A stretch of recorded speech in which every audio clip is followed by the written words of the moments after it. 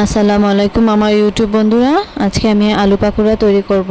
তো এখানে আমি কয়েকটা আলু ছোট ছোট করে পাতলা করে স্লাইস করে নিয়েছি এবং এখানে আমি আরেকটা পাত্রে বেসন, চালের গুঁড়া এবং কিছু পরিমাণ ময়দা একটা ব্যাটার তৈরি করব। এখানে আমি কিছু পরিমাণ লবণ, মরিচের গুঁড়া, হলুদের গুঁড়া, আদা বাটা এবং কর্নফ্লাওয়ার দিয়ে দেব মচমচা হওয়ার জন্য। এখানে আমি পানি দিয়ে ভালোভাবে একটা ব্যাটার তৈরি করব। তো আগে শুকনো উপকরণগুলো একসাথে আগে তৈরি করব, ভালোভাবে নেড়ে আমি এটাকে তৈরি করব।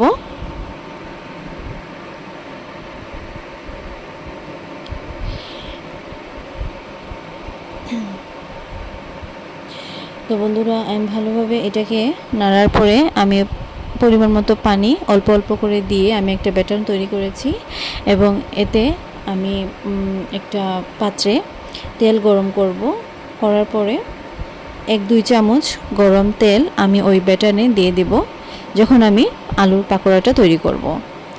তো এক এক করে আমি আলুর পাকোড়াটা তৈরি করছি এবং বাদামি কালার হওয়ার পরে, রং হওয়ার পরে মচমচা হয়ে গেছে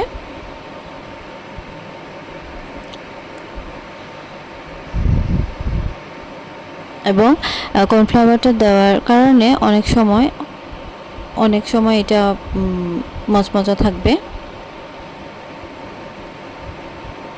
তো বন্ধুরা, দেখতে পাচ্ছেন এক এক করে আমার আলুর পাকোড়া তৈরি হয়ে গেছে। আপনারা বাসায় এটা তৈরি করবেন এবং আমার চ্যানেলটাকে সাবস্ক্রাইব করবেন। বন্ধুরা, দেখতে পাচ্ছেন আলহামদুলিল্লাহ অনেক সুন্দর রং এসেছে। আল্লাহ হাফেজ।